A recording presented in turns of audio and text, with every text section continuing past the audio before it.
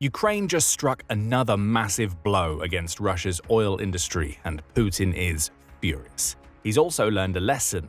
When you go back on your word about a ceasefire, Ukraine will hit you hard. On March 21st, United 24 media broke the story. Ukraine had just delivered a precision drone strike inside Russian territory. The target? A critical oil depot in the Krasnodar region, around 540 miles from Kyiv, near Russia's southern border. The result? Chaos. Uncontrolled fire, smoke spreading over the city, said one local. We've closed all windows and doors and are waiting for further instructions. That fire was no accident.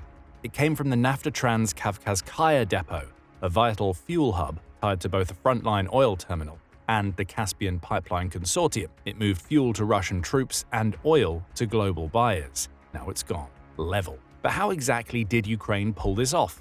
And why is this one strike sending shockwaves far beyond the battlefield? Let's rewind. On March 19th, Ukraine launched a drone strike on the Naftatrans depot on Russia's Krasnodar region. The initial target, a pipeline linking two oil storage tanks. At first glance, it looked like a tactical disruption.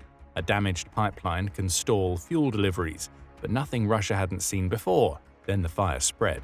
Before emergency crews could respond, flames leapt from the pipeline to nearby tanks. Within hours, one was fully engulfed. Newsweek reported that 30 depot workers had to be evacuated and operations were shut down. But by then, the damage was already spiraling out of control. The blaze didn't just damage equipment, it engulfed more than 107,000 square feet of the facility. What began as a single strike had now paralyzed one of Russia's most critical fuel hubs. And the worst part, Ukraine wasn't done. Footage shared by Newsweek shows the true scale of the blaze. Though it lasts just 8 seconds, the video shows plumes of fire and smoke billowing into the air, with what appears to be either water or oil jettisoning out ahead of the blaze. Still, Russia's firefighters seemed to have the blaze controlled. They were working around the clock to put out the fire. Their efforts were in vain. 2 days after the initial March 19th strike, an explosion rocked the Naftatrans facility. According to the depot's operations facility, while extinguishing the fire at the oil depot, an explosion of petroleum products and a release of burning oil occurred due to the rupture of a burning tank in the Kavkazskaya district. It was all over for the Naftatrans facility from there. That massive explosion ignited more storage tanks, devastating the oil depot. At last count, 3 vital pieces of equipment had been damaged and 2 firefighters were injured. Russia understands just how massive this blaze is. Newsweek reports that it sent 465 firefighters to handle the blaze, who used 181 pieces of equipment to finally get the massive fire. The roads into Krasnodar are now closed. As for the residents awaiting instructions, they still haven't been evacuated. All they've received are suggestions to stay indoors and keep their windows closed. The Kyiv Post provides even more details. In its March 19th article covering the initial strike, the outlet says that the Naftatrans strike was part of a larger aerial assault conducted by Ukraine during the evening. As is so often the case, Russia's defense ministry tried to claim that it had repelled the drone assault. It claimed that it had shot down 57 drones during the night, with most of them, 35, being destroyed over the skies of Kyiv. Another 13 were supposedly shot down over the Oriol region, with 7 destroyed over the Azov Sea and 1 each over Tula and Bryansk. Suspiciously, there was no mention of a drone strike over Krasnodar, even as the Naftatrans oil facility burned. The Naftatrans operations facility was a little more forthcoming with initial details. In the village of Kavkazskaya, Kavkazskaya district, an attack by drones of the Kyiv regime was repelled. Due to falling debris, a fire broke out at an oil depot located near the village. It's amazing how much damage debris from Ukrainian drones seems to manage to cause against key Russian targets. Of course, this is likely Russian propaganda at play. Debris didn't take out a pipeline, which then led to a storage tank going up in flames, which later resulted in the entire Naftatrans facility being set ablaze. This was a direct hit by at least one Ukrainian drone, with the damage being enough to force Russia to classify the resulting blaze as a Level 4 emergency. The Kyiv Post followed up its March 19th report with an update on March 21st. It highlighted how the situation in Naftatrans escalated. After the pipeline strike and initial oil storage tank explosions, a further 2 oil tanks went up in flames, sending thick black smoke into the air. "They can't put it out," said one eyewitness. "The base is completely on fire. It no longer exists. Everything will burn to the ground. It no longer exists." That's massive for you. What started as a drone strike that appears to have had the goal of shutting down a pipeline has ended up completely wiping the Naftatrans oil facility off the map. Ukraine just struck a huge blow against Putin's forces, which leads us to an obvious question. Why does the Naftatrans strike matter? The sheer volume of oil products stored at the facility gives us our first answer. United 24 says that Naftatrans is, or was, home to 5 massive oil tanks, each containing 706,293 cubic feet of fuel. All told, the depot was home to 100,000 tons of oil product, which were being prepared to either send to Putin's forces on the front lines or exported out of Russia to generate more funds for the Russian president's war machine. Note the word fuel here. This wasn't crude oil that Ukraine destroyed. That would be damaging enough. Right now, a single ton of crude oil sells for $531.40, according to Business Insider. Given that Naftatrans has been wiped off the map, we can safely assume all the 100,000 tons of oil it stored have gone up in smoke. If that was crude oil, Ukraine would have just cost Russia $53.14 million, an impressive sum, but perhaps not enough to cause any serious damage to Putin and his quest to fund his invasion.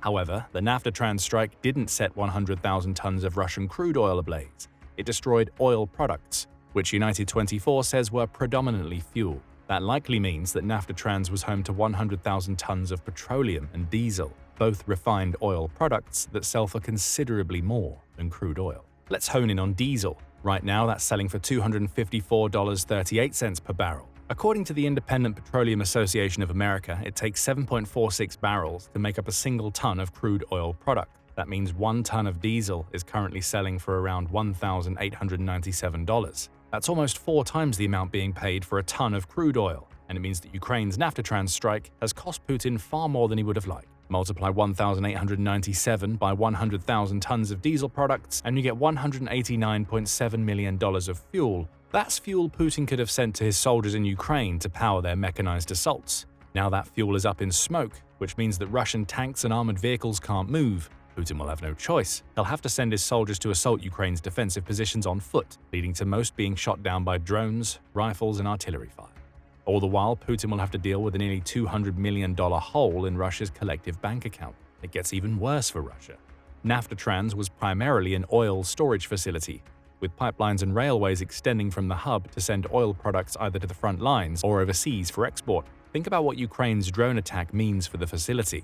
It's just wiped Naftatrans off the map. Not only has that resulted in Russia losing 100,000 tons of oil products, but it also means Putin can't use the facility to store more products in the future. A key cog in his oil exporting machine has just been ruined. Now, refined oil products either have to stay where they were or be diverted away from Naftatrans, making it harder for Russia to get those products out of the country.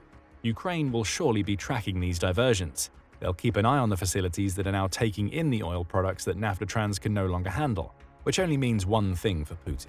More strikes are going to be coming against whatever depot Russia relies upon now that Naftatrans is a smoldering wreck. Speaking of exports, we touched on something earlier that bears further examination. Naftatrans was linked to the Caspian Pipeline Consortium, or CPC. Wood Mackenzie says that CPC was set up in 2001 and underwent a $5.1 billion expansion completed in 2018. That expansion alone tells you how valuable the CPC is to Russia's oil exporting sector. It's a key exporting route that sends Russian oil products west, passing through Kazakhstan and Russia itself, toward a dedicated marine terminal located in South Ozareka. From there, massive oil tankers transport Russia's oil products to the Mediterranean via the Black Sea before they head out to whatever countries Russia is able to sell to, while it's struggling under the weight of 21,692 sanctions that have resulted in Putin's invasion of Ukraine.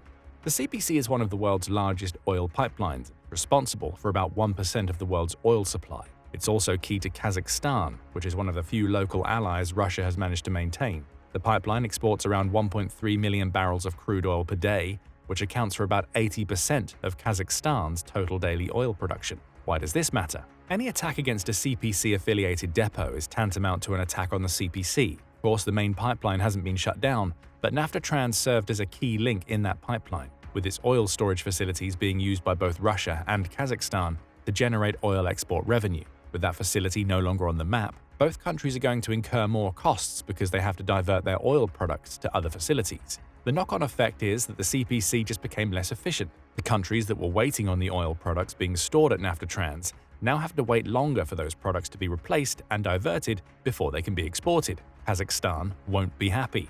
Neither will Russia. The Russian oil industry's customers will also be furious that products they've purchased are now up in smoke. How many more times will those oil customers be willing to hang around and wait for Putin to complete his Ukraine invasion? It's a big question that some of those customers will have to ask because Naftatrans is far from the first Ukrainian strike against Russia's oil industry. The strikes are constant, and they're having a huge impact on how Russia gets its oil out to other countries. Sooner or later, those purchasers are going to consider looking elsewhere for oil, which will have a devastating impact on an industry that's responsible for $108.22 billion fed into Russia's coffers annually. That's one of the reasons why Ukraine targeted Naftatrans. In the grand scheme of Russia's oil industry, the depot is just a small piece of the puzzle. The attack wouldn't be a problem for Russian customers if it was an isolated incident. However, Naftatrans is one of the many Russian oil depots and refining facilities that have gone up in smoke during Putin's 3-year invasion of Ukraine. Drone attacks like the one launched against Naftatrans have already taken out 10% of Russia's oil refining capacity.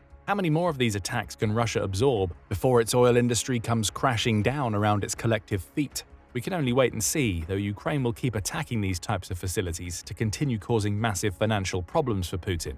And that brings us to one of the key reasons as to why Ukraine just wiped Naftatrans off the map. Of course, destroying a sizable portion of Russia's oil exports is a massive win for Ukraine. It's just pulled nearly $200 million out of Putin's pocket. Along with the many more millions Russia will now have to spend on diversions, repairs, and dealing with other oil facilities. However, the real reason Ukraine just took out Naftatrans is simple. Furious that Putin went back on his word. On March 18th, a day before the initial Naftatrans drone strike, Putin and US President Donald Trump held an extremely important phone call. The topic of discussion was a 30-day Ukraine war ceasefire that Ukraine and the US negotiated during a meeting in Saudi Arabia days earlier. Putin was never going to accept that ceasefire under the terms presented. It called for both sides to completely lay down their arms for an entire month, with Putin believing he had the advantage in Kursk and that his forces were making gains in eastern Ukraine.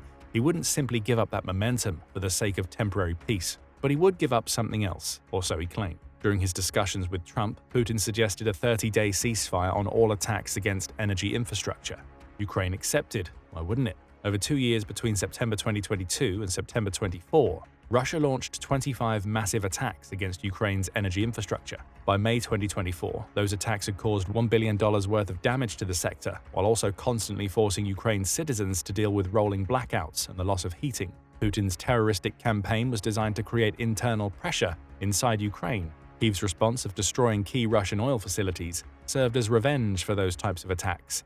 A ceasefire would be ideal for both, and Putin not only promised it, but said that the ceasefire against Ukraine's energy sector would be immediate. If that's the case, why did Ukraine decimate a key Russian oil pipeline just a day after Putin's discussion with Trump? The answer is simple.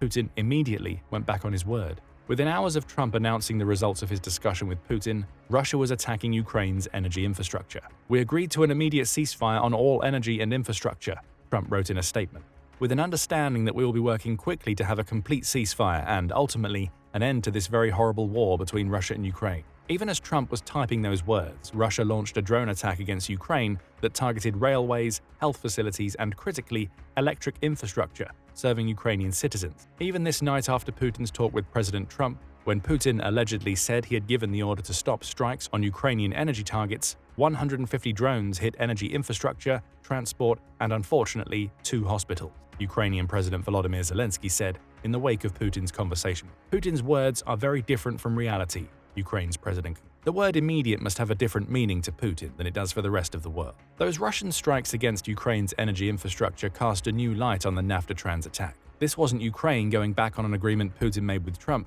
It was revenge. As Zelensky has always said, Putin couldn't be trusted to keep his word. If Russia was going to attack Ukraine's energy infrastructure mere hours after he claimed he would stop, Ukraine would devastate a key cog in Russia's CPC energy pipeline. It's fair to say that Ukraine came out on top in that particular exchange. The only question left is what happens next. Though it would appear that Putin immediately going back on his word would spell the end of any energy-related ceasefire conversations, that doesn't seem to be the case. As Al Jazeera reports, more meetings are coming. Delegations from the US and Ukraine have held more talks in Saudi Arabia as Trump's team prepares to meet with Putin's delegates on March 24th. Those talks were productive, according to Ukrainian Defense Minister Rustem Umerov. Zelensky was a little less charitable. "No matter what we say to our partners today," he exclaimed on March 23rd, "we need to get Putin to give a real order to stop the strikes. Whoever brought this war must take it back." The US talks with Ukraine also focused on ways that the two could collaborate to protect Ukrainian energy infrastructure, suggesting that neither side believes Putin will stay true to his ceasefire. Why would they? Putin already hit Ukraine's energy infrastructure hours after claiming he'd given an immediate order to stop such attacks, prompting the Naftatrans strike. But who knows? Perhaps the March 24th meeting between Russia and the US will produce an actual ceasefire, rather than the fake ceasefire Putin promised on March 18th. Ukraine will be watching and waiting. If Putin goes back on his word again, you can guarantee that more attacks against Russia's oil industry will come. For now, Naftatrans serves as a reminder. The key oil depot is now a smoldering wreck, which delivers a key message to Russia's leader: keep your word, or Ukraine will devastate Russia's oil industry. But what do you think about the Naftatrans oil depot strike? What impact will Ukraine taking out this key CPC facility have on Russia going forward? How will Putin respond? And is there any chance at all that Putin's actions will match his words when it comes to an energy infrastructure ceasefire? Let us know your thoughts in the comments, and remember to subscribe to The Military Show for up-to-date insight on how Ukraine is chipping away at Russia's war industry.